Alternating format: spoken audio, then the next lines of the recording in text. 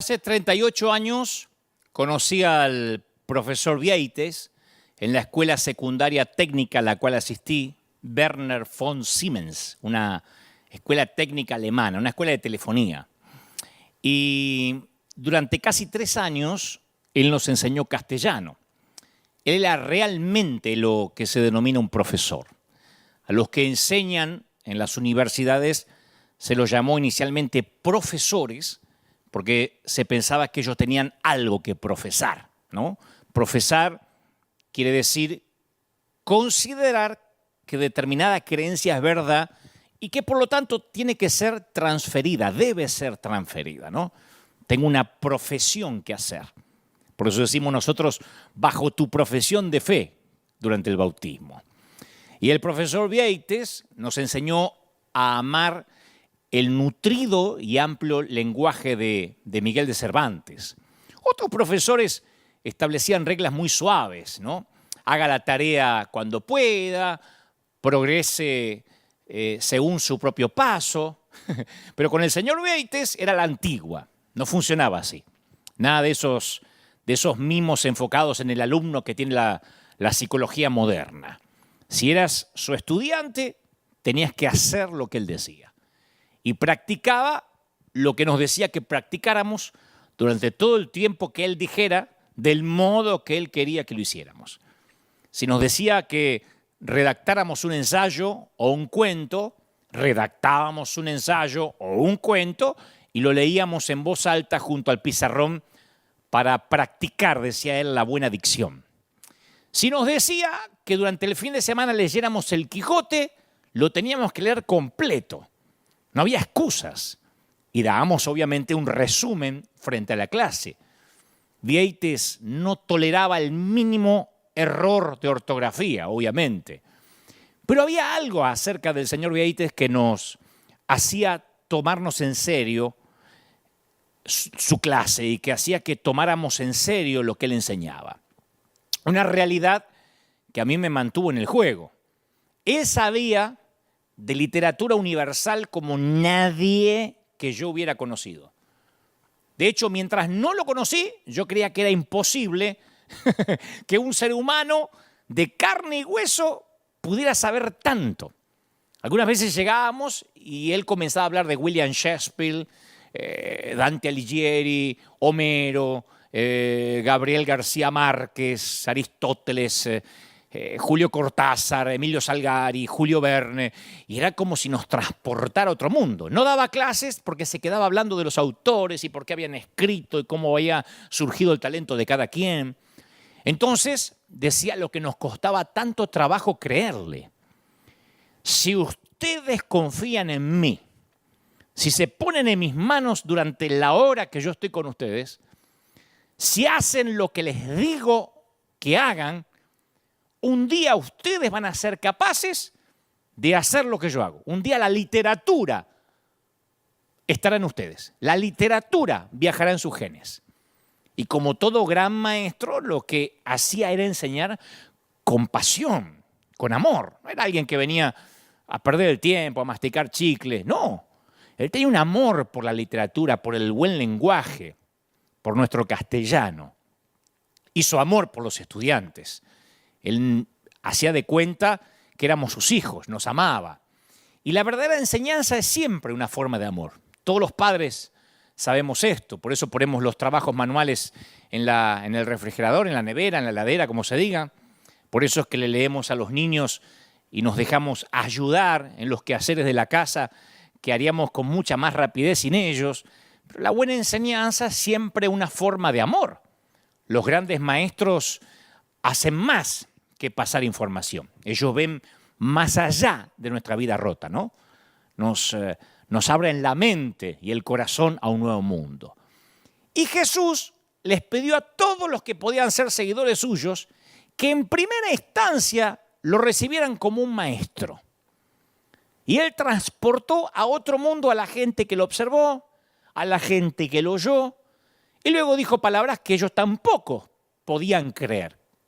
Si crees en mí, si haces lo que te digo que hagas, si pones tu vida en mis manos, entonces un día podrás vivir como yo.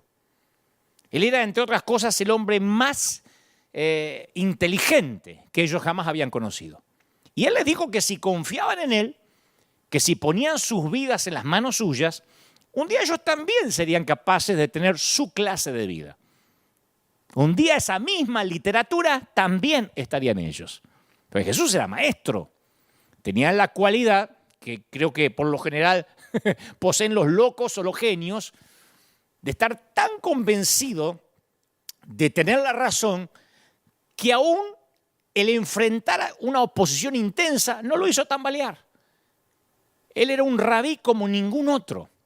Eso es lo que se afirma al final del Sermón del Monte. Dice, cuando Jesús terminó de decir estas cosas, las multitudes se asombraron de su enseñanza, porque les enseñaba como quien tenía autoridad y no como los maestros de la ley. Y uno, si va a investigar, descubre que a Jesús se le llama rabí unas 11 veces en los evangelios. Por eso es bueno comprender a los rabinos para entender a Jesús, que no hay rabinos en las escrituras hebreas. La palabra no aparece. Y hay una razón, existe una razón muy importante para que sea así.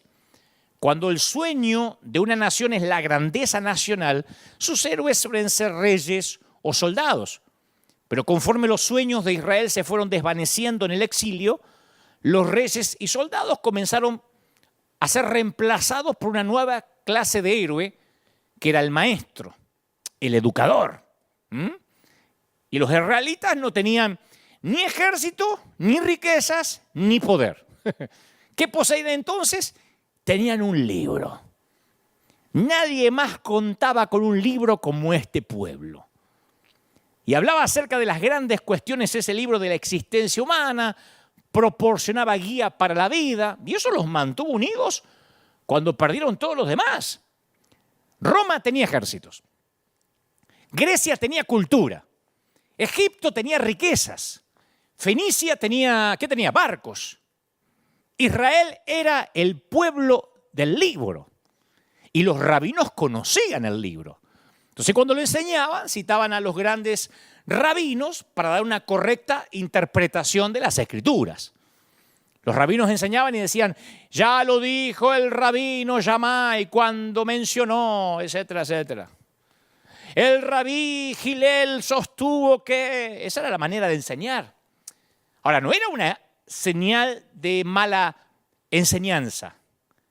Era como cuando en nuestros días los jueces tienen que dictar una sentencia y esperamos que un buen juez cite precedente jurídico, lo que se llama la jurisprudencia. Así como hubo un alegato legal en tal lado o una sentencia en tal lado, también apelamos a la misma sentencia. Bueno, así enseñaban los rabíes, pero Jesús tenía algo distintivo. Jesús no citaba a otros. Él decía, les aseguro. Y en el Evangelio de Juan redobla la apuesta y señala 2 veces, de veras les aseguro. Esas palabras aparecen 75 veces en los Evangelios. Lo que Jesús quería decir era, sé cómo son las cosas, se las aseguro. Yo sé sobre el dinero, conozco todo en cuanto a la economía. Sé que hay más dicha en dar que en recibir. Así que les quiero ahorrar el dolor de elegir la senda equivocada. Yo sé que el resentimiento contagia, se los aseguro. Conozco el corazón humano y sé que el perdón es algo superior. Y Jesús no citaba a nadie. Y eso lo hacía diferente a los demás rabíes. Aparte, Jesús nunca dijo no sé. Ahora, no porque fuera arrogante. Alguien estará pensando como los argentinos, siempre sabía todo. No. Jesús era sumamente humilde. Y sin embargo se mostraba completamente confiado en cuanto a sus convicciones. Algunos pintan a Jesús como un gurú bien intencionado que andaba soltando dichos ingeniosos de sabiduría folclórica y que por casualidad inició un movimiento que jamás hubiera previsto. No, nadie que lo haya conocido podría pensar algo así. Un día Jesús levantó la mirada y se encontró rodeado de unos oyentes extraordinariamente diversos, como nos pasa a la mayoría de los predicadores, ¿no? Pero él tenía recaudadores de impuestos, porque en una iglesia más o menos entra gente, quizá en el 80% del mismo target, pero ahí había recaudadores de impuestos, era la calle. pescadores, fariseos, los poderosos de Roma y junto a ellos los parias de Israel. Estaba el espectro entero. Y a pesar de los diversos que eran, Jesús reconoció que todos tenían algo en común. Todos compartían una confusión común con respecto a la actitud de Dios hacia los pecadores. ¿Qué iba a hacer Dios con los pecadores? Pero ¿cómo comenzar una enseñanza teológica con un grupo donde hay unos niveles tan variados de complejidad teológica? ¿Cómo comenzar una enseñanza en que Dios ve a los pecadores con un grupo en el cual hay pecadores que no se ven a sí mismos como pecadores, que se consideran santos, pero están hombro con pecadores que se ven a sí mismos como demasiado rotos para que un día se los pueda redimir? Y ahí están. Es un espectro complejo. Y Jesús, el gran maestro, dice, supongamos que uno de ustedes tiene 100 ovejas y pierde una de ellas. Así empieza diciendo el maestro en Lucas capítulo 15, versículo 4. Jesús comenzó su explicación utilizando una experiencia humana común, ¿no? Que evocaba una emoción también común. Todos de pronto se unificaron. La pérdida. Porque entre sus oyentes, aunque sean fariseos, recaudadores de impuestos, gente rota, gente que se cree entera, todo el mundo había perdido algo en algún momento. Y entre ellos, todos sabían lo que haría si tuviera 100 ovejas y descubrieran que una se le había extraviado. Y el Señor dice, ¿no deja las 99 en el campo y va en busca de la oveja perdida hasta encontrarla? Claro, y en ese punto todos estarían asintiendo con la cabeza. Sí, es verdad, todos haríamos eso. Y yo me puedo imaginar que había algunos fariseos que se sentían incómodos porque de repente descubrían que estaban de acuerdo con los recaudadores de impuestos. Brillante el maestro, porque ya los había unido en una problemática común. Todo el mundo de acuerdo. Todo el mundo siente lo mismo. Y Jesús, el maestro de los maestros, sabía que para lograr que sus oyentes tan diversos los siguieran hacia algo nuevo, él primero tenía que ir donde ellos estaban. Tenía que encontrar los intereses comunes de un grupo que tenía poco en común.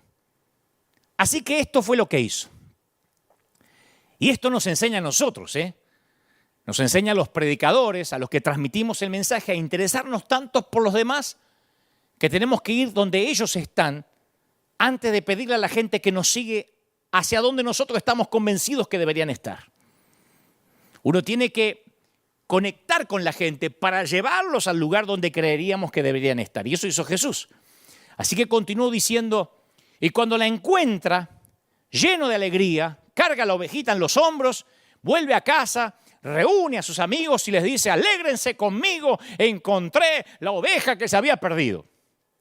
Y ahí es probable que todos estuvieran asintiendo con la cabeza. Sí, es verdad, es verdad. Porque es exactamente lo que cualquiera hubiera hecho. Eso es lo que hace la gente cuando encuentra algo que perdió, en especial si es algo valioso. Ahora que todos estaban de acuerdo, él les pediría que los acompañen a un lugar nuevo. Les dice, les digo que así también es en el cielo. ¡Wow! ¿Habrá más alegría por un solo pecador que se arrepienta que por 99 justos que no necesitan arrepentirse? Eso sí era nuevo. Hasta la ovejita perdida y la alegría de encontrarla estaban todos de acuerdo. Acá Jesús acababa de desafiar el concepto acerca de la actitud de Dios hacia los pecadores y los justos. Y Jesús continúa, porque era un gran maestro. Dice, supongamos que una mujer tiene 10 monedas de plata y pierde una. ¿No enciende una lámpara, barre la casa y busca con cuidado hasta encontrarla? Y cuando la encuentra, reúne a sus amigas y vecinas y les dice, alégrense conmigo, encontré la moneda que se había perdido. Mientras que los fariseos que había entre sus oyentes tal vez no se podían relacionar tanto con la ilustración de la oveja perdida, la mayoría de ellos sí podían relacionarse con la moneda perdida, en especial con alguno de ellos que capaz que le había pasado que su esposa había perdido una moneda. Y el Señor dice, les digo que asimismo se alegra Dios con sus ángeles por un pecador que se arrepiente. Claro, ya para entonces, imagínate, todo el mundo estaba comenzando a comprender de qué estaba hablando el maestro. Y te aseguro que los fariseos estaban interesados. Espérate un minuto, Está diciendo que Dios se siente de la misma forma acerca de un pecador como yo me siento acerca de una moneda perdida. Porque las monedas tienen valor, pero los pecadores son pecadores. Él está comparando al pecador con una moneda. Los fariseos empezaban a entender. Y los pecadores también estaban interesados. ¡Epa! Así que Dios siente lo mismo que sintió el pastor por su oveja. Entonces Jesús hizo que sus oyentes se interesaran con una emoción que les era común a todos. Pero fíjate que no comenzó su mensaje con Dios. Comenzó hablando de cosas de ellos. Comenzó despertando una emoción que después se convirtió en un catalizador para sostener su mensaje más importante. Pregunta, ¿lo aceptaron todos? No. ¿Hubo quienes capaz que se ofendieron por lo que Jesús dijo? Por supuesto. ¿Les interesó a todos? Lo más probable. ¿Hubo alguno que no entendió lo que Jesús estaba tratando de decir? Lo dudo. Todo el mundo entendió. Su idea quedó tan inevitablemente clara que esa trilogía de parábolas es uno de los pasajes más populares de toda la Biblia. Así de brillante Jesús era como maestro. No había uno que dijera, ¿qué quiso decir? Todo el mundo entendió. Si no entendiste con la ovejita, lo entendiste con la moneda, y si no, con el padre o con el hijo. Pero Jesús lo dijo de una manera tan clara que no cabía duda. Brillante. Pablo fue uno de los individuos más, no sé si inteligente, quiero decir, pero sabio y brillante también, que jamás haya vivido. Pablo estudió bajo el que fuera el más grande rabí de la época, Gamaliel. Y hay cierta gente que piensa que Jesús era un sabio pueblerino y que dicen que Pablo era el genial teólogo que inventó el cristianismo. No, el propio Pablo declaró que Jesús era el Cristo en quien están escondidos todos los tesoros de la sabiduría y del conocimiento. Pablo no dijo eso de Gamaliel, ni tampoco lo dijo de sí mismo nunca. Y los intelectos brillantes no se matriculan para estudiar bajo alguien más tonto que ellos. Y Pablo reconoció a Jesús como maestro del intelecto y superior a él en todo sentido. La capacidad de Jesús de ayudar a la persona más sencilla y a la vez desafiar a la más inteligente, la capacidad de Jesús que lo entendieran los indoctos y los universitarios era la señal de su maestría. Que lo entendieran los niños, las damas, los caballeros. Parece misógino lo que estoy diciendo, pero en ese entonces las mujeres integraban la escala social más baja. Por eso digo las damas, los caballeros, que todo el mundo lo entendiera, era una destreza de su maestría. Y el impacto histórico del pensamiento de Jesús se extendió tanto que a veces es algo que damos por sentado, sin querer, como digo siempre, lo sagrado se nos vuelve común.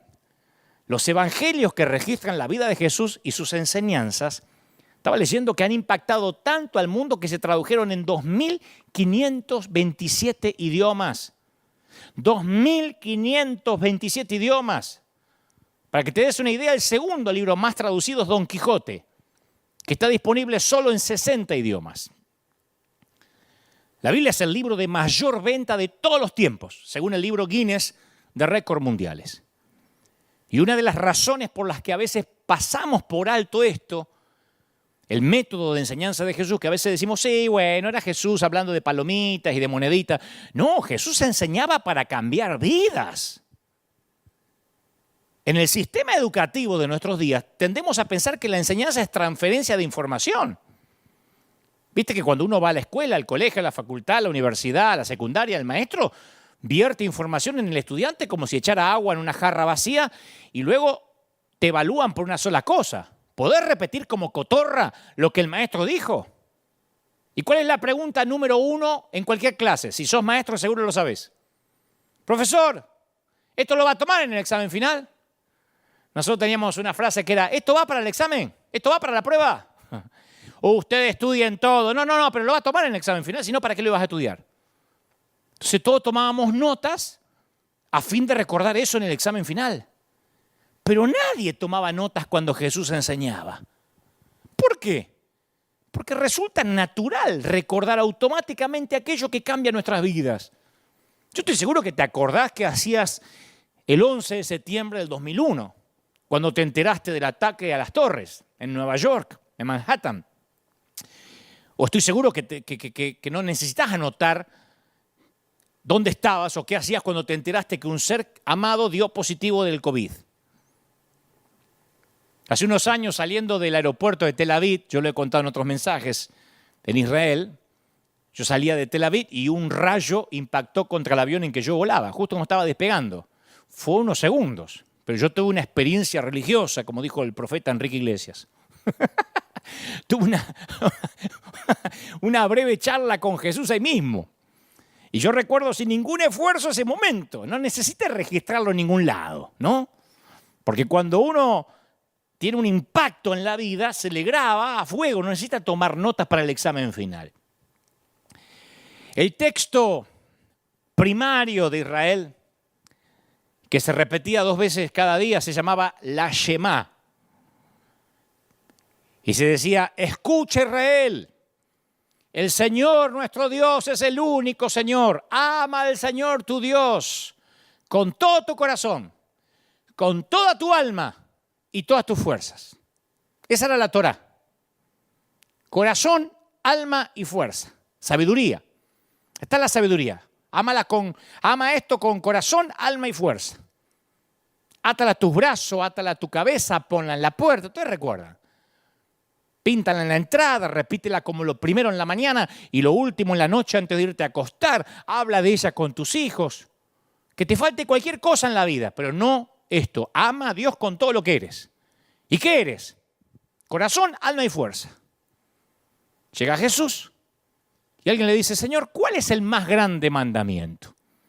Y el gran maestro, que tenía la habilidad de simplificar verdades espirituales de una manera irrefutable. Fíjate que nosotros tendemos a hacer lo opuesto. A nosotros nos gusta complicar el cristianismo, agregarle cosas a la cruz. Jesús simplificaba.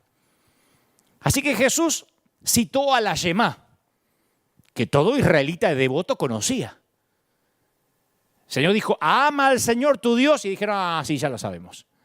Pero se nos escapa el detalle que Jesús hizo una enmienda al enunciado, un agregado, que lo percibimos en la versión de Mateo.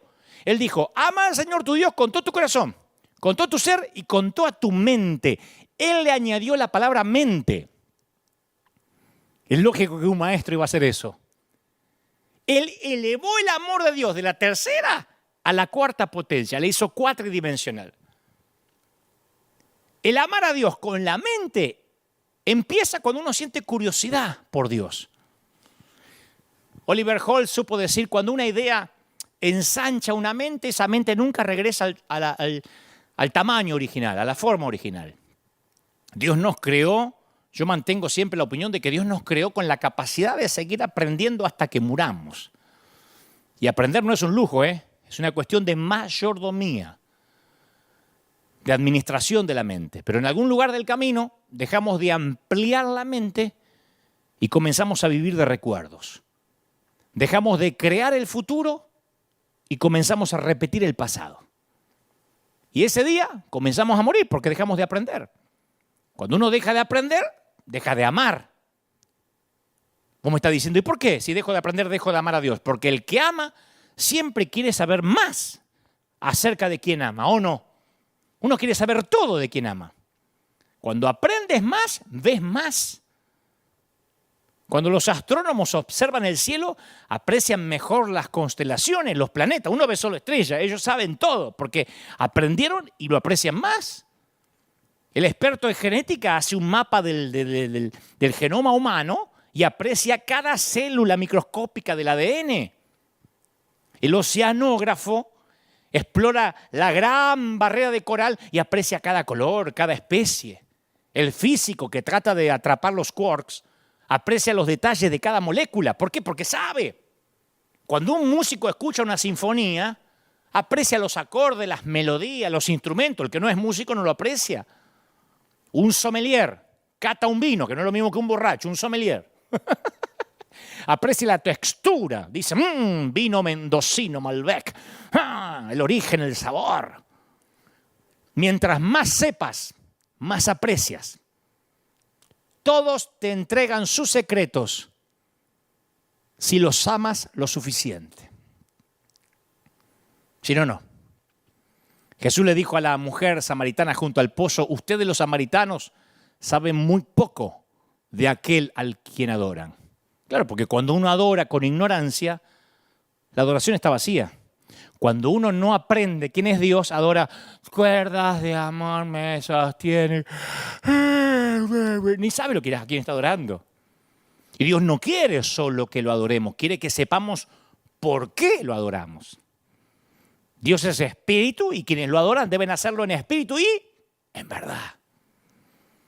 Y nosotros tendemos a pensar que lo espiritual y lo intelectual son mutuamente excluyentes. Si sos espiritual no puedes ser intelectual y si sos intelectual seguro que no sos espiritual. Y la mente y la fe no son enemigas, no hay dicotomía. ¿Por qué? Porque un gran amor siempre nace de un gran conocimiento. Sino ¿qué es? Deslumbramiento, enamoramiento, pero no es amor. Tu potencial espiritual deriva de tu grado de conocimiento acerca del Creador, ¿o no? Y la mayor parte de los creyentes por años creímos que existe un conflicto entre la ciencia y la fe. Por eso a veces lo único que le decimos a cierta gente intelectual o pensante, usted recíbalo por fe y créalo, no lo ande cuestionando porque si no el Señor no le va a agradar. Sí, pero yo quiero que me explique, no, la Biblia es hacerte por fe. En el nombre de Jesús, recíbalo ahora. Y no es así.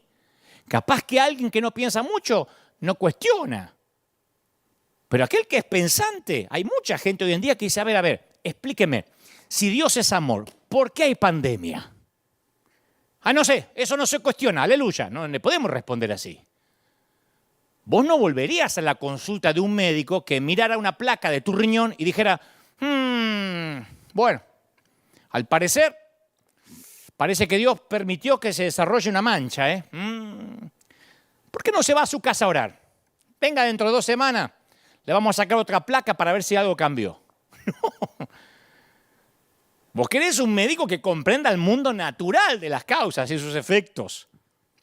Uno quiere un médico cuyos conocimientos sobre las funciones naturales del cuerpo humano, en este caso del riñón, le permita suponer con fundamentos lógicos qué es lo que causó esa mancha. Querés un médico que conozca la manera de averiguar con exactitud de qué se trata esa mancha. Y lo que es más importante, querés un médico que conozca la manera de eliminar esa mancha. Querés un médico que comprenda las causas naturales y las soluciones. Querés una buena respuesta. Así que, si eso es lo que vos y yo esperamos que suceda en la clínica de un médico, ¿por qué habríamos de esperar que la gente abandone esa manera de pensar cuando entra a nuestras iglesias? Deje de pensar, ahora está en la iglesia. ¿Por qué? Entre la fe cristiana y la ciencia no existe un conflicto ni una contradicción. La ciencia sigue descubriendo cómo Dios unió todas las cosas y cómo las mantiene unidas. Si yo desarmo la laptop, la computadora portátil en la que estoy trabajando y le pido a un experto en tecnología que venga y me explique cómo funciona mi computadora, yo no voy a llegar a la conclusión de que no existe un fabricante de computadora, que la computadora salió del mono. Al contrario, cuanto me explique cómo funciona es más probable que me sienta más impresionado que nunca. Entonces no necesitamos desalentar a los que buscan causas y soluciones naturales, porque para algunos de ellos ese es el camino que los va a terminar llevándolos ante el Creador. Hay que dar gracias por los Saulos de Tarso, que están más cerca de tener un encuentro con Cristo que los Judas que caminan con el Señor. Aclaro, no es que el conocimiento se traduce en adoración de manera automática, que el que estudia empieza a adorar porque si no las bibliotecas serían un concierto de alabanza en vez de ser un cono de silencio. Lo que digo es que mientras más sepas, más razones tienes para adorar. Me van a liquidar con esto, pero yo lo mantengo. No se puede ser espiritual sin ser intelectual también. No se puede ignorar todo y ser espiritual. Porque uno tiene que conocer a Dios. Al mismo tiempo que se expande la mente, se expande la fe. Por eso el Señor le agregó, amarás al Señor con toda tu mente. Si no lo amas es porque en realidad no lo has conocido. Amar a Dios con la mitad de la mente es como amarlo con la mitad de tu corazón. Y si dejas de usar cualquier parte de tu cuerpo, incluso la mente, se atrofia. ¿Y sabes qué pasa cuando la mente se atrofia? No sos más humilde. La fe se marchita. A medida que usamos el cerebro se crean nuevas conexiones entre las neuronas. La neurogénesis persiste en la vida del cerebro adulto. El cerebro nunca deja de crecer. O por lo menos las conexiones del cerebro. El aprendizaje puede llegar a ser un acto de adoración.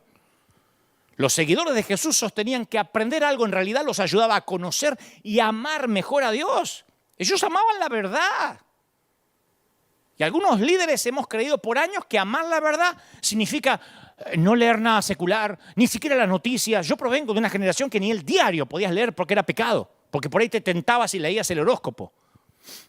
A mí me han querido llevar a la hoguera varias veces porque menciona a veces en un post en las redes a Gabriel García Márquez. Escribí un libro llamado El amor en los tiempos del Facebook donde mencionaba a Pablo Neruda o a otro autor y me decían, ¿cómo lees a esa gente, a Mario Benedetti que estaba metido en política? ¿Cómo te atreves a escuchar cantantes que no son cristianos? Dicen cuando yo posteo que escucho a poetas y compositores increíbles. Y lo dicen como si los autores bíblicos hubiesen sido todos inmaculados. Está bien, estos poetas no son canónicos, pero son geniales. No todos, pero hay muchos que sí lo son. Y esto no es de ahora, esto data de hace muchos siglos. Tertuliano preguntaba, ¿qué tiene que ver Jerusalén con Atenas? Pero había otros que razonaban que si Dios pudo hablar por la burra de Balaán, no había limitación en cuanto a dónde era posible hallar la verdad. No leían solamente la Biblia, sino también escritos griegos y romanos y buscaban sabiduría en donde quiera que pudieran hallarla porque decían, toda verdad es verdad de Dios. Y si no es de Dios es porque no es verdad. Las enseñanzas de Jesús forman parte de la manera en que la ciencia se fue desarrollando en nuestro mundo. Por eso es una locura pensar que la ciencia y la fe son enemigas. Lo que trato de decir es que yo creo en un Dios de milagros. Pero creo en el milagro que dice, me levanté de la cama y el cáncer había desaparecido. Y también creo en el milagro en que Dios usa a los médicos para que la metástasis desaparezca. Dios puede hacerlo de la manera que quiera, porque la ciencia es permitida e inventada a través de Él. Yo crecí en una tradición evangélica por la cual estoy agradecido, pero que la vida intelectual no se apreciaba mucho, no había que pensar mucho si quería ser cristiano. Entonces, cualquier autor o enseñanza fuera de la Biblia era necesariamente humanismo satánico. Vos decías, ¿sabés qué dijo? No sé, podía ser desde Simón Bolívar a Jorge Luis Borges, eso es humanismo satánico. Capaz que estaban basados en la propia Biblia, muchos de esos dichos, o eran principios muy buenos. Yo nunca me voy a olvidar que un predicador que nos visitó, yo era chico, mencionó como al pasar a Sigmund Freud en su mensaje. No se puso a predicar de Freud, dijo, la mente humana es tan compleja que a veces ni el mismo Freud pudo dislucidarla, algo así mencionó, ¿no? Y lo mencionó como al pasar, apenas terminó, lo llamó el concilio de ancianos y dijo, ¿por qué menciona gente pagana y mundana tras el púlpito? No le alcanza con la Biblia. Yo estaba ahí porque estaba tocando la música, la batería, entonces escuché el diálogo. El hombre se defendió y dijo, no, yo hice una mención a quien fue una de las mentes dominantes del siglo XX, un brillante neurólogo, ganó el galardón Goethe por su influencia sobre la lengua alemana. Fue uno de los forjadores de la mente moderna. Y usted me dice que yo no lo puedo mencionar, lo tengo que descartar, cuando ni siquiera leyó ni puede mencionar un solo título de los libros que escribió.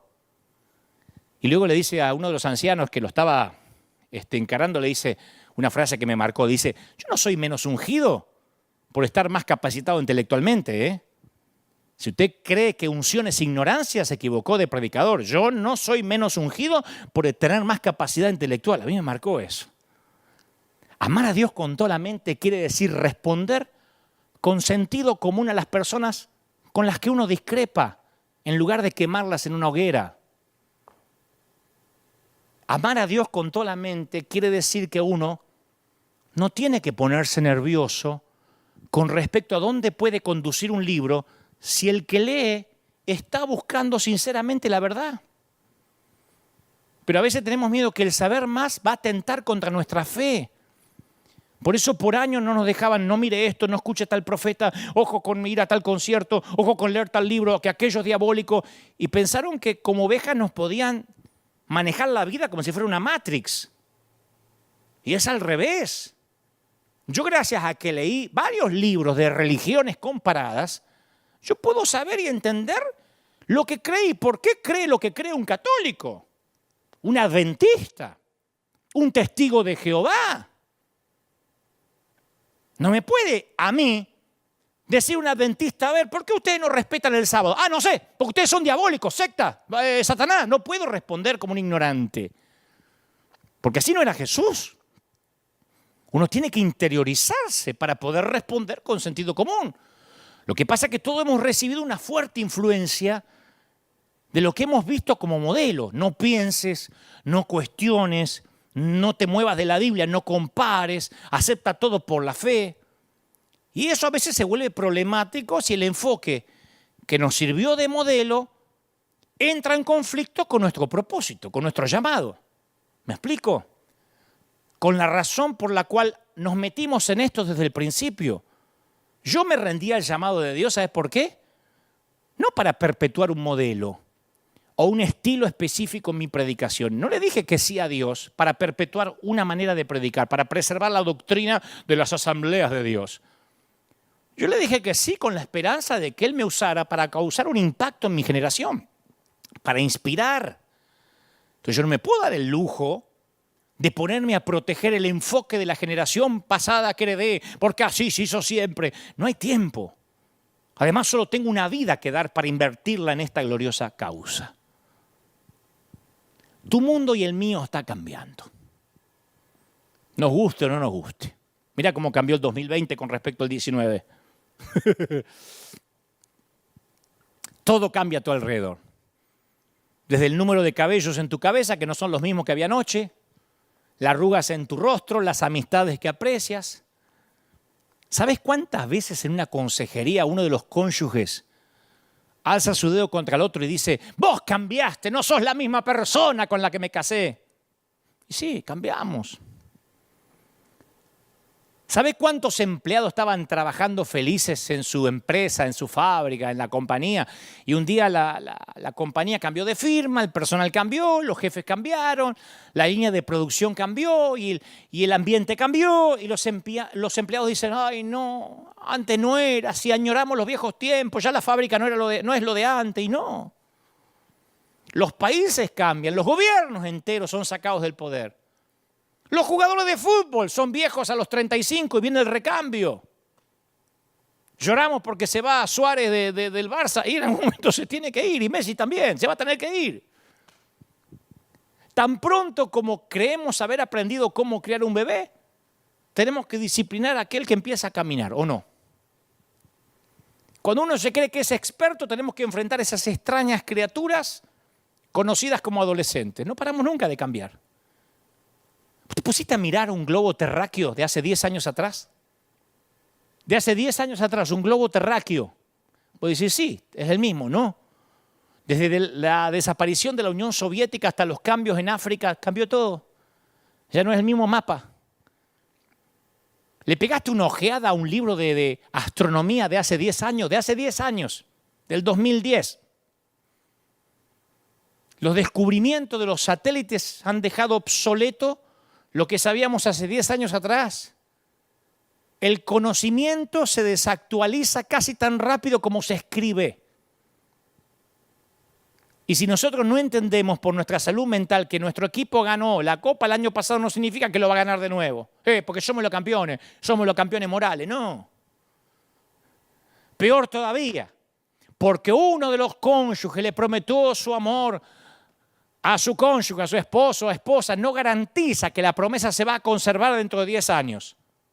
¿Por qué? Porque no se puede legalizar o jurar un sentimiento. Nuestro propio cuerpo cambia.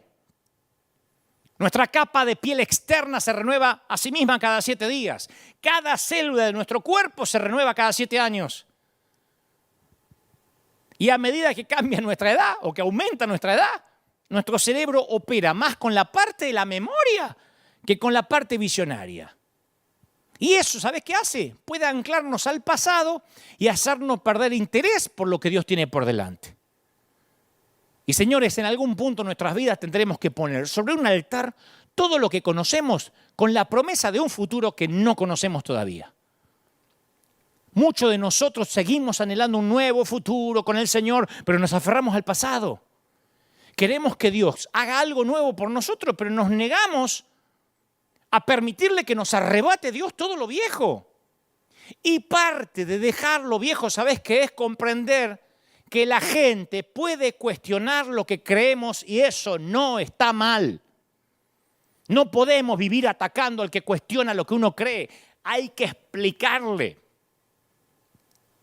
Cuando uno intenta pensar como lo hace un escéptico, se nos hace más fácil predicar el Evangelio. El otro día meditaba en palabras que nosotros usamos como normales. Yo recuerdo que una vez le dije a alguien, dice, ¿por qué vas a la iglesia? Yo no entiendo tu locura de la iglesia. Le dije, bueno, porque mi sueño es que Dios me use. Me dice, uy, qué feo que te usen. Digo, no, pero Dios me usa. Y dice, Dios es amor y te usa. Porque no hay peor cosa que usar a la gente. Claro, para nosotros que Dios te use tiene un significado y para el inconverso que te usen tiene otro significado. La gente lo tiene que digerir, asimilar, en lugar de atragantarse. La Biblia nosotros la aceptamos por fe, pero hay gente que la lee por primera vez y no la puede dar por sentado. Los que crecimos en una iglesia, ¿nosotros damos por sentado o no? Las historias que leímos y escuchamos miles de veces. Una cabeza de hacha que flota, animales salvajes que aparecen en pareja y se suben solos a un arca, la sombra de un discípulo que pasa por un extraño y este queda curado de la enfermedad, un mar que se abre por el medio y la gente, la nación lo atraviesa como por tierra seca, pan que cae del cielo, burras que hablan. Para nosotros es un día más en la iglesia. Hemos escuchado esas historias tantas veces que se nos hace normal. Pero hay gente que está pensando, ¿qué? ¿Para ser cristiano tengo que creer que todo eso pasó de verdad? No estoy diciendo que no sea verdad. Lo que trato de decir es que nos olvidamos de hacer una pausa para pensar en lo extrañas que les deben resultar algunas de esas cosas que están en la Biblia a las personas que no han crecido en una iglesia. Entonces, cuando llegues a esos versículos y esas narraciones tan poco usuales, reconocerlos como son, poco usuales, difíciles de creer. Y si a un inconverso, a un escéptico le decís, te entiendo que estés dudando, ¿sabes lo que te va a dar? Credibilidad. ¿Y sabes lo que les va a dar a ellos? Espacio para razonar. Eso les dice que eres un ser racional, como lo son ellos, que no dejaste tu cerebro flotando en el bautisterio y que tampoco esperás que ellos lo hagan. Lo otro que esto les comunica es que leer la Biblia con un cierto espíritu crítico es algo permisible. ¿Dudás? Bueno, vamos a dudar juntos, a ver a dónde nos lleva. Si sabes que el Espíritu Santo le va a dar convicción, está bien que la lean antes de que la crean. Nosotros queremos que la crean antes de que la lean, porque así está en la Biblia, pero está bien que la lean primero antes que la crean. A los que crecimos en una iglesia nos es fácil creer en cosas que sucedieron y que están ahí, las creemos. Pero si sos nuevo en el estudio de la Biblia, yo comprendo que tengas preguntas e incluso dudas. A algunos de los propios seguidores de Jesús les costaba trabajo creer algunas cosas. Tomás era uno de los seguidores de Jesús que no creía que Jesús había resucitado de los muertos y había caminado con él 3 años. Y Jacobo, Santiago, quien era medio hermano del propio Jesús, tampoco creyó durante un tiempo. Así que estás bien acompañado si dudas. No te sientas presionado. Yo le hablo a esa gente que dice, hay cosas que no me cierran. Bueno, somos las únicas criaturas de Dios que necesitamos entender. No somos perros que le aullamos a la luna. Somos seres humanos. Y está bien que vas a la iglesia y decís, ¿y dónde está el niño que perdí? ¿Por qué Dios llenaría una cuna para después permitir que se vacíe? Está bien que te preguntes, ¿qué hubiera pasado si yo hubiera elegido otro camino? Al de ese matrimonio, al de la carrera, al de la fe. A veces las respuestas evitan que las atrapemos. Sufrimos una especie de vértigo espiritual que llamamos duda. A veces se nos cae toda la estructura sobre la cual edificamos una vida, se nos derrumba. Decimos en el nombre del Señor, yo aprendí del apóstol o del pastor que no me voy a enfermar y te enfermas. Acá el COVID no va a tocar porque de los dinteles de la puerta está la sangre de Cristo y el COVID entra a tu casa. Entonces toda creencia que tenés de pronto es amenazada. No te saben dar respuesta. Ahí te dicen algo habrás hecho, no tendrás un pecado oculto. La cosa es que uno dice, ¿por qué, Señor? Y esas mismas palabras, ¿por qué, Señor?, están ubicadas como telón de fondo en todas nuestras vidas. Y no podemos ignorarlas por siempre. Inevitablemente, señores, dudamos. La duda no es lo opuesto a la fe, es la oportunidad de tener fe. El enemigo de la fe no es la duda, es el descreimiento. El descreimiento se niega a pensar, pero la duda es un aspecto necesario del viaje de la vida.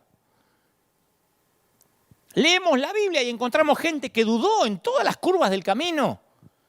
En los más grandes hombres, David dudó. Job, Salomón, con toda su sabiduría, Jeremías. Mirá a Juan el Bautista.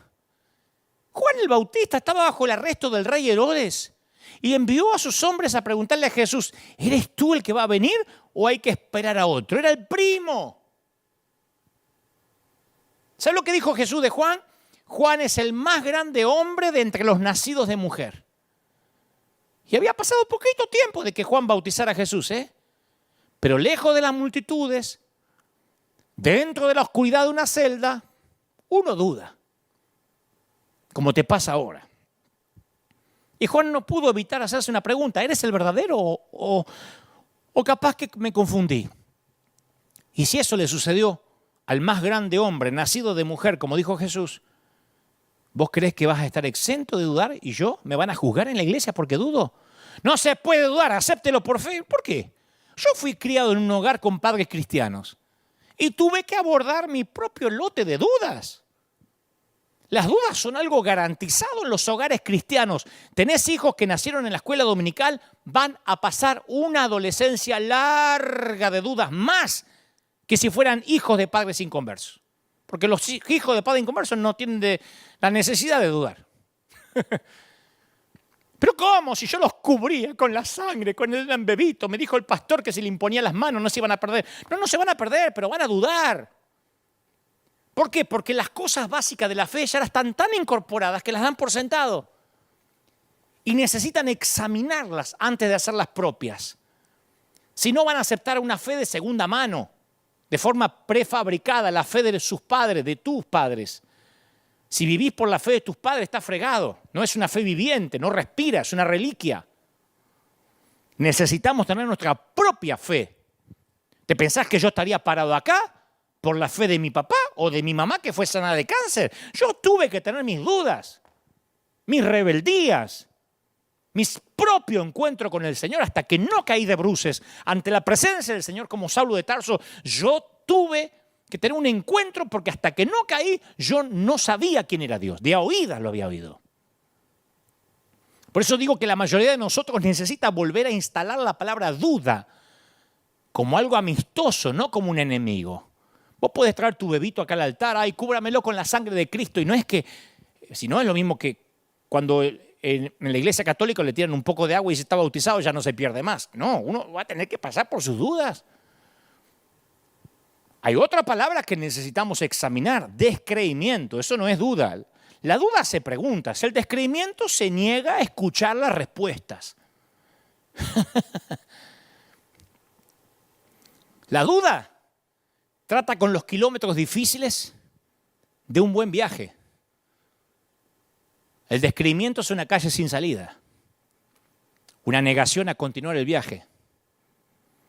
Juan capítulo 20 nos lleva delante de la presencia de este notable dudoso que te mencioné recién, de Tomás. Viste que uno dice, este parece Tomás. Después de Judas, el otro nombre con el cual nos insultamos los evangélicos es, sos un Tomás. Porque claro, es el clásico obstinado, él no acepta rumores, no antes sin hacer un par de preguntas. Yo pienso que hoy Tomás hubiese sido abogado o mínimo médico, universitario, un tipo que quiere entender. Nuestras iglesias ya no está viniendo solo la gente que no le importa entender nada. No, yo lo que quiero es que Dios me bendiga, la sanidad de mi cuerpo, perdone mis pecados, aleluya. No viene solo esa gente, está viniendo gente que piensa. De todos los estratos sociales, empresarios, médicos, ingenieros, artistas. Así era Tomás. Yo creo que Dios, el Señor, seleccionó a Tomás como uno de sus amigos más cercanos por esa razón, porque tal vez necesitaba un discípulo de mente difícil, como todas las organizaciones lo necesitan. Un pensante.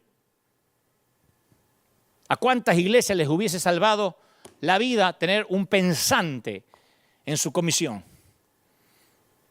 Y hay una referencia a Tomás que lo pinta de cuerpo entero. Una tarde en el aposento alto, Jesús dice, ustedes saben dónde voy y saben lo que debe suceder. Ninguno entendió nada. Pero viste que están siempre los solfas, los obsecuentes que dicen, amén, gloria al Señor, aleluya, amén. Tomás no entiende. Dice, Señor, no tenemos idea de dónde vas. ¿Cómo vamos a saber algo así? Ese Tomás. Claro, a mí no me hablé con sutileza. Viste que hay gente que me está mirando ahora que es así. A mí no me gustan las indirectas, yo soy igual.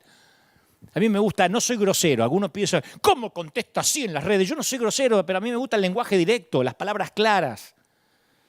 Ayer alguien me decía en las redes, escúcheme, ¿me mandarían los papeles para irme a vivir a Estados Unidos? ¿Y me daría trabajo? ¿Qué tengo que responder? Ponete en mi lugar. Ya me gusta responder directo. Sí, vamos a estar orando. Capaz que te doy trabajo y te mando las visas. ¿Sabés qué le respondí? No, nosotros no hacemos eso. Empezó toda una cosa abajo, pero qué grosero esa manera de responder un hombre de Dios a alguien que está ilusionado en que le dé los papeles y le dé trabajo. Yo no soy una fábrica. Yo no doy trabajo. Entonces dije, no hacemos eso. Pero ¿cómo vas a responder? Debe haber formas más sutiles, no sea grosero. Bueno, yo tal vez sea como Tomás. Tomás es pragmático. Tomás no le gusta llenar de palabrerías para quedar bien con todo el mundo. Tomás, de hecho, iba a todos lados con los otros 12. Podemos tener fe, podemos ver milagros y aún así tener preguntas.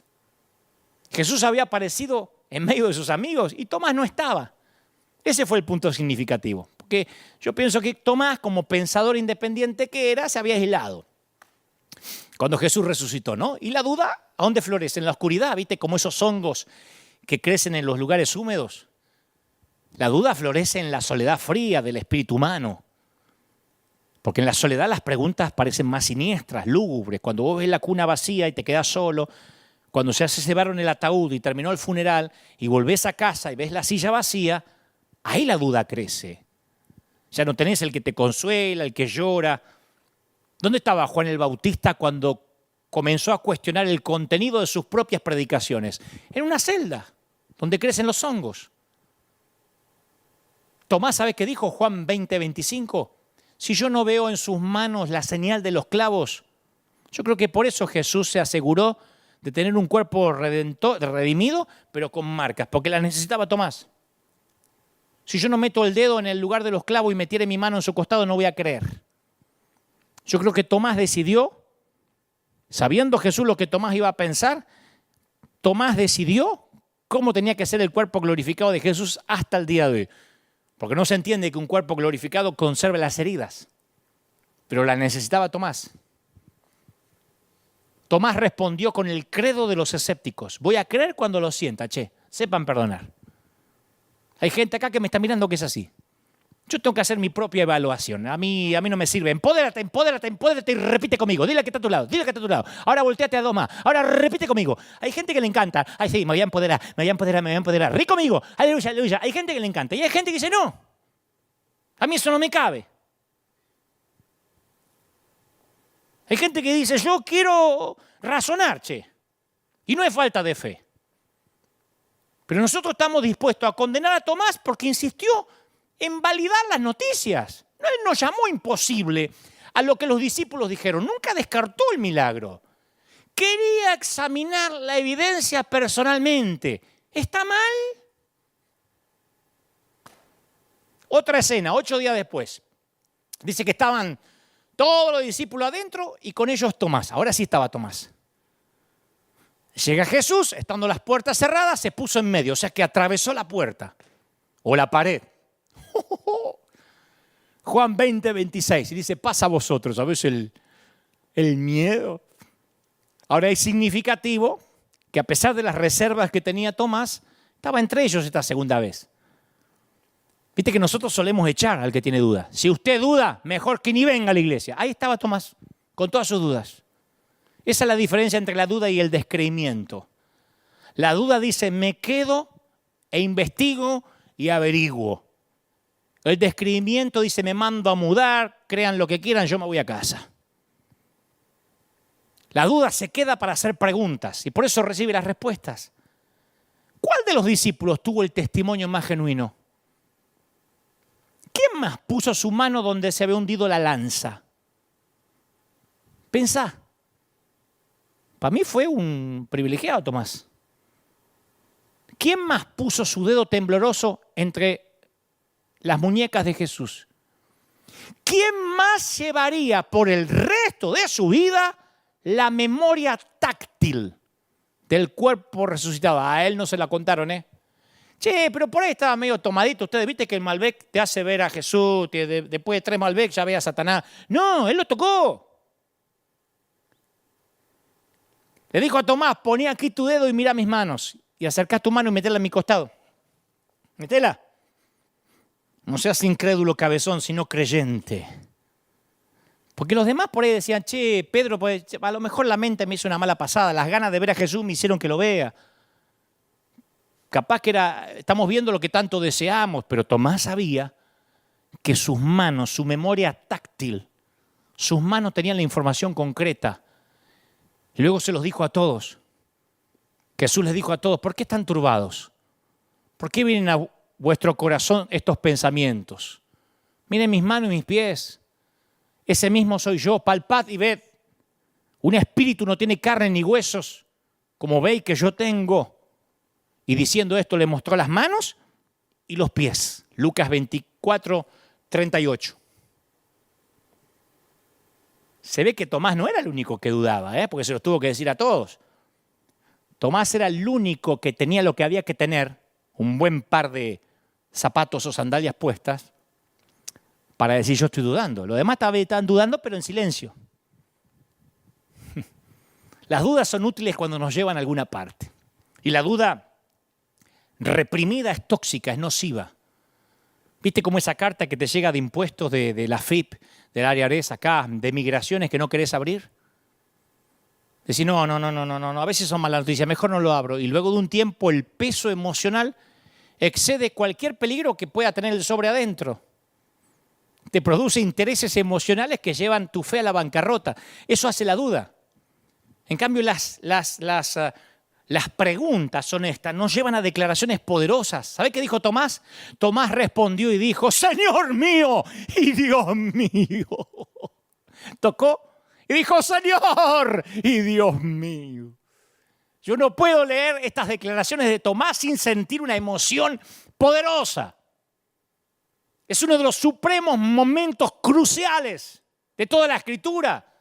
¿Sabes por qué? Porque el más poderoso testimonio en una corte es la de un testigo hostil.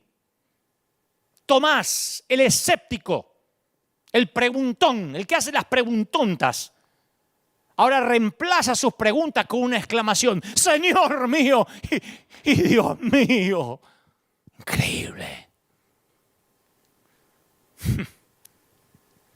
Cuanto más maduro me pongo, que no significa más viejo, más aprendo y más me doy cuenta de mi propia ignorancia. Me doy cuenta que tengo que seguir dudando de mucho, para que es la única manera de aprender. ¿Y sabe todo lo que tengo que hacer para darme cuenta de lo poco que sé? Encender la tele en el Discovery, leer el último libro de ciencia, a veces lo ojeo en una librería, o escuchar a un experto en cibernética. A veces digo, a ver, Godofredo, Brian, no entiendo, ¿qué pasó? ¿Se me tildó? Y ahí me siento un ignorante. Me siento un ábaco en un mundo computarizado. Y si no sabes lo que es un ábaco, más demostrada queda mi edad. Entonces, yo suelo orar y decirle, Señor, vos conocés mi capacidad limitada, mi disco duro que me diste. Yo nací antes de los 70, así que mi disco duro es limitadito. ¿Viste? Es como esos disques que venían antes. Ayúdame a entender que no tengo todas las respuestas ni las voy a tener. Y me alienta que San Lucas relata que iban 2 caminos de Emaús y él les abrió la mente. Primero los ojos, después las escrituras y después le abrió la mente para que comprendiesen las escrituras. No tengas miedo de pedirle a Dios que te abra la mente. Cuando a mí me dicen, dame un consejo, Dante, yo quiero estar en un estadio, quiero que Dios me lleve los medios, dame un consejo. Yo le digo, mira, no hay territorio más difícil que tu propia mente. Tu mente es un campo de minas. Proverbios 23:7 dice, ¿cuál es su pensamiento? En su corazón, tal es él. Y para encontrar la libertad absoluta, tenés que pelear con tu mente, liberar tu mente. Toda batalla que vas a enfrentar en el mundo no es el enemigo, el diablo, los fariseos. ¿Sabes cuál es? Ni la suegra. Toda batalla en el mundo exterior tiene que ser ganada primero en tu mente. El Espíritu de Dios está sobre mí. Y entre otras cosas me ha enviado a proclamar libertad a los cautivos, dice Lucas 4:18. Si tu mente es libre, las posibilidades no tienen límite. Una mente abierta te permite ver oportunidades que permanecen cerradas para que tiene pensamiento limitado. Yo conozco muchos jóvenes que dicen, yo quiero que Dios me entregue los medios de comunicación, pero no se van a mover de la radio cristiana y de enlace porque piensan que si se mueven de ahí ya están en pecado. La mente les pone la frontera. En cambio, una mente abierta te abre el futuro. Es solamente con una mente abierta que puedes creerle a Dios. Una mente puede cegarte a las posibilidades o darte vista para ver lo que nadie vio antes. Y si no conoces tu mente, podrías ser un prisionero de un pensamiento limitado. Recién cuando conoces tu mente, sos capaz de abrirla o permitirle que el Señor la ensanche. Tu mentalidad interior diseña tu mundo exterior. Uno no puede llevar cautivos sus pensamientos, un pensamiento a la vez. Este lo llevo cautivo, este lo llevo cautivo, este lo llevo cautivo, porque te volverías loco. Para llevar cautivos tus pensamientos solamente es creando un modo proactivo, un filtro mediante el cual son procesados todos los pensamientos. Y ese filtro suele llamarse, ¿sabe cómo? Tradición en algunos. El proceso de llevar cautivo todo pensamiento comienza identificando la fuente de tus pensamientos y el filtro mediante el cual esos pensamientos son o expulsados o ingresados. Tu mentalidad y la mía filtra la información que está en desacuerdo con tu propia perspectiva de la realidad. Si Dante Gebel a vos te cae mal porque es un payaso, porque me dijeron, porque maneja una Ferrari, porque una vez sacó una foto con una Ferrari, porque una vez se vistió de Matrix, porque me dijeron que habla mal de la suegra, ya está, ya tenés un filtro. Me pueden poner un muerto, lo resucito en el nombre de Jesús, no me cae mal porque si una cosa fue una Ferrari, pues saco una Ferrari, y una Ferrari sí, pero yo lo uso así, pero saco una Ferrari, no vas a ver otra cosa. Y si la mente no la filtra y la expulsa, la distorsiona para que se amolde a tu perspectiva de la realidad. Los pensamientos que tu mentalidad permite son los que reafirman creencias y convicciones que ya estableciste. Cuando el apóstol Pablo estaba escribiendo a los romanos les dijo, no se amolden al mundo actual. Sean transformados mediante la renovación de la mente. Así podrán comprobar cuál es la voluntad de Dios, buena, agradable y perfecta. Y ese tal vez sea uno de los pasajes de la Biblia que más repetimos y que rara vez sabemos cómo aplicarlo. ¿Qué significa no amoldarse al mundo actual? ¿Sí? No mirar Netflix. Hacer un montón de firmas para que saquen al Jesús que está ahí. Que eso es no amoldarse al mundo actual. Ir a gritar a la plaza. No. Cuando el apóstol habla de no amoldarnos a este mundo o a su patrón, en realidad está confrontando nuestras mentalidades. Existe un patrón de pensamiento que se forma en el interior de cada persona. Y Pablo nos dice que cuando nuestra mente es renovada, es entonces cuando podemos saber cuál es la voluntad de Dios. Si no, no la podemos saber. Entonces, cuando uno ve el mundo desde esta mentalidad nueva, vamos a ver que la intención de Dios para nosotros es buena, es agradable, perfecta, te ama el Señor. ¿Viste que históricamente se nos enseñó a pensar en la voluntad de Dios? Por lo menos a mí se me enseñó así, en una perspectiva lineal. O sea, que la voluntad de Dios es como una cuerda floja. Vos andás así, ¿viste? Uy, espero que esta sea la voluntad de Dios. Y si no, te pegás un trancazo, un porrazo. Y ese tipo de perspectiva limitada del futuro nos hace hablar de que hay una voluntad de Dios perfecta y la voluntad de Dios permisiva. ¿Escuchaste eso? Che, ¿te casaste con esa loca? Y la voluntad permisiva. Porque no era la voluntad perfecta. Claro, cuando te caes de la cuerda floja, que era la voluntad perfecta de Dios, lo único que te queda es una visión o una versión misericordiosa de un plan B divino. Por eso algunos dicen, o perteneces a mi iglesia y doctrina, o eres un hereje y apóstata, no hay más. Y el futuro y los planes de Dios son más complejos que eso.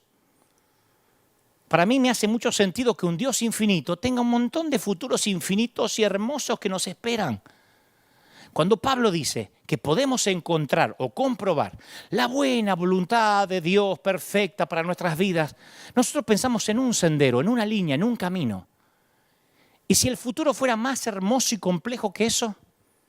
¿Y si Dios tuviera un número interminable de futuros que nos esperan? Yo le digo a mis hijos, atrévanse a hacer un montón de cosas. No le digo, vas a hacer esto, ingeniero, y si no eres ingeniero te echo de mi casa. Si hubiese un montón de futuros, pero solo queremos seguir uno porque estamos moldeados por nuestra mente limitada. Pablo conecta tener una mente nueva con crear un futuro nuevo. Es mediante la transformación de la mente como le das entrada al futuro que solamente Dios pudo haber planeado. ¿Qué es lo único mejor que imaginarnos una vida mejor? Crearla. ¿Qué es lo único mejor que imaginar un mundo mejor? Crearlo. Tu mentalidad es el filtro por la cual ves tu mundo. Porque muchas veces actuamos como si hubiera dos opciones en nuestra vida, la buena y la destructiva. Por eso algunos dicen, ay, Señor Jesús, ayúdame a casarme con la que preparaste para mí, porque si me llego a equivocar, como que hay la buena y la destructiva. La que Dios escogió por nosotros, pasando por alto el libre albedrío, y la que escogemos por nosotros. Y el futuro es mucho más que eso. Yo creo que el futuro es más parecido al huerto, donde comenzó la historia de la humanidad. Viste que tenemos tendencia a enfocarnos en dos árboles, pero el huerto estaba lleno de árboles. Uno de los primeros, antes que me apedrees, escucha, uno de los primeros mandamientos de la Biblia fue que Adán y Eva comieran deliberadamente de todos, excepto de uno. Podían comer el fruto de cualquier árbol. No sabemos cuál era el fruto que no y cuáles eran los frutos que sí. Pero supongamos, coman banana, mandarina, sandía, kiwi, tomate, coman todo, menos la pera. Y la mayoría de nosotros actuamos como si solo había una opción buena, un solo árbol bueno y un número interminable de árboles malos. Como que Dios dijo, solo la pera coman. Si comen la manzana, la fruta, el higo, se van al infierno. No, fue al revés.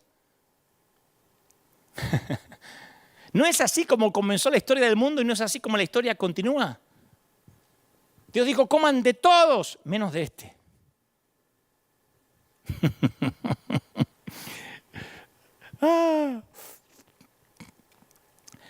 Como le sucede a veces a un disco duro cuando le entra un virus. Yo pienso que nuestra mente tiene archivos que a veces están infectados. Y si no desinstalamos esas tradiciones, van a socavar todo lo que hagamos. Alguien me dijo el otro día si yo tenía algo contra la tradición, contra la iglesia de mi infancia. No. Pero yo aprendí que la mitad del aprendizaje consiste en aprender. La otra mitad, ¿saben qué consiste? En desaprender. Y por desdicha, desaprender es el doble de difícil que aprender. Los analfabetos del siglo XXI no son aquellos que no pueden leer y escribir, sino aquellos que no pueden desaprender y reaprender. Que somos duros. Una vez que aprendemos algo, no queremos desaprenderlo. Acá siempre se hizo así.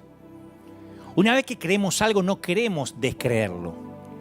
Porque la estructura mental que nos hace enseñables nos da el mismo potencial para volvernos no enseñables. Si vos pensás que ya lo sabes todo, no te queda nada por aprender. La arrogancia hace rígido el cerebro y la humildad hace que nuestra mente permanezca abierta. Yo creo que la pandemia vino a ponernos una pausa a todos en nuestras rutinas y en nuestros patrones, y tenemos la oportunidad de ver objetivamente y preguntarnos, ¿mi vida es lo que quiero o lo que me acostumbré? ¿Mi trabajo es el que quiero o el que me acostumbré? ¿Esta iglesia a la que asisto es la que quiero o a la que me acostumbré? ¿Esta relación es la que quiero o a la que me acostumbré? No solo nos da la oportunidad de ver, sino la oportunidad de hacer cambios. Y algunas de las cosas que funcionaron para ti en el pasado funcionarán en tu contra en el futuro. ¿Viste cómo desviarse en el camino? Cada kilómetro que recorras en la dirección incorrecta es un error. Si es un error de 2 millas, vas a tener 4 millas después entre ir y volver. Lo que estás haciendo mal lo vas a hacer para regresar. Desaprender exige el doble de tiempo. Es más difícil sacar de la mente viejos pensamientos que poner pensamientos nuevos.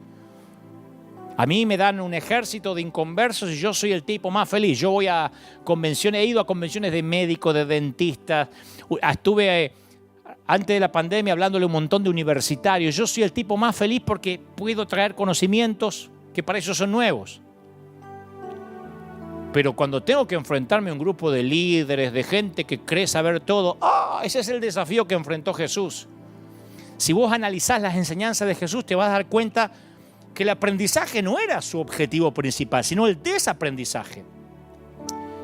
Estaba tratando que las mentes religiosas funcionaran a la inversa, fuera de los parámetros.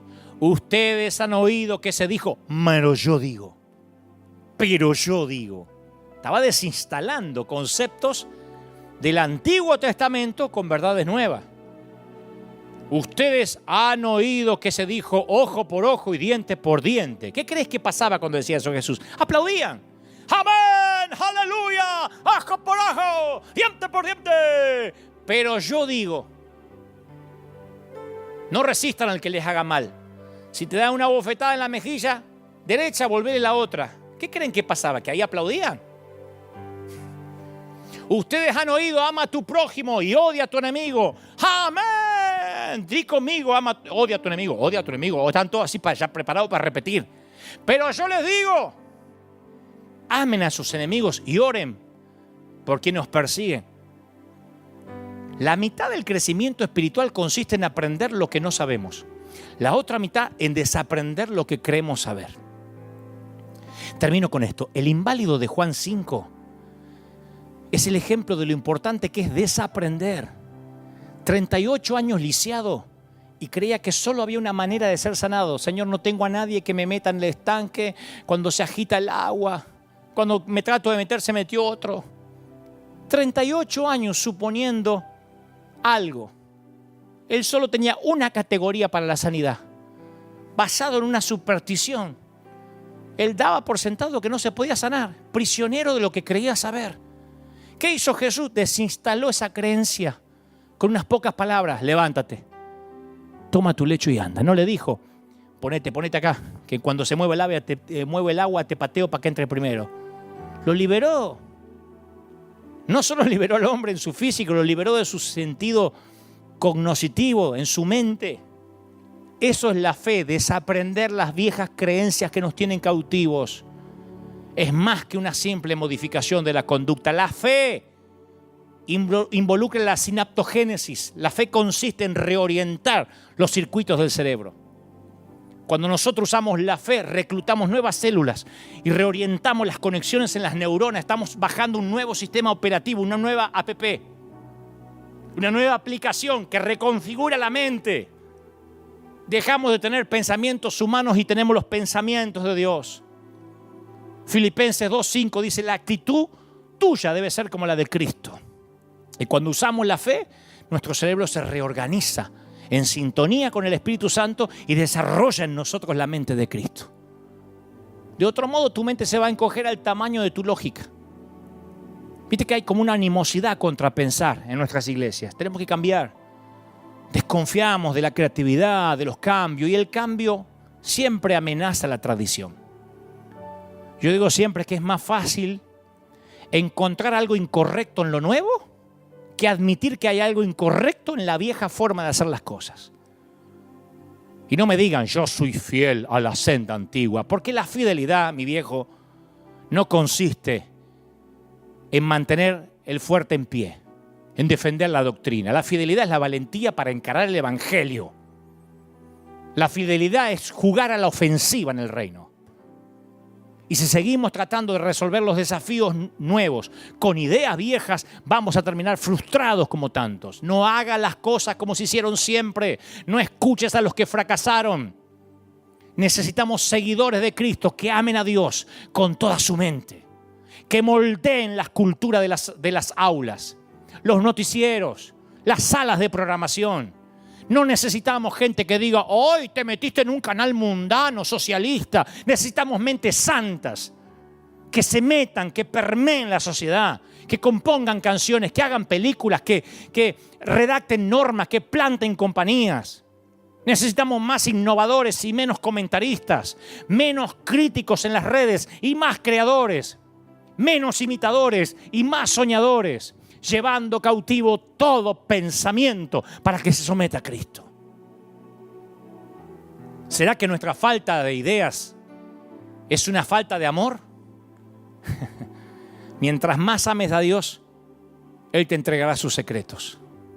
Por lo pronto, el mensaje de Dios a los líderes y a los que miran hoy es: deja pensar a mi pueblo. Oro por los que están por primera vez, por los que dudan, por las mentes difíciles. Oro por los que nunca encajan, por los rotos. Oro por los que dicen, ¿sabes, Señor? Necesito que me hables. Oro por los que se pelean palmo a palmo todos los días preguntándose cosas. Oro por los que no tienen respuestas. Oro por los que sienten que Dios les ha fallado. Oro por los que no entienden por qué el COVID se llevó al ser que más amaban. Oro por los que creían que tenían inmunidad contra toda enfermedad y de repente la enfermedad llegó a tu hogar y no sabes por qué. Oro por los que, como Tomás dice, yo quiero palpar la presencia de Dios, no quiero más vivir de espiritualidad prestada. Dios no tiene nietos. Tú no le puedes decir a alguien, ¿qué dijo Dios? Dios quiere hablar contigo, Él es celoso. Y ese Dios, ese Señor quiere entrar en tu corazón hoy. Oro para los que están recibiendo a Cristo por primera vez ahora en sus hogares. Por los amigos, por los que dudan, por los amigos católicos, judíos, por los mesiánicos y los que no lo son, por los que dicen yo no creo nada, pero te estoy viendo porque me obligaron. Oro por vos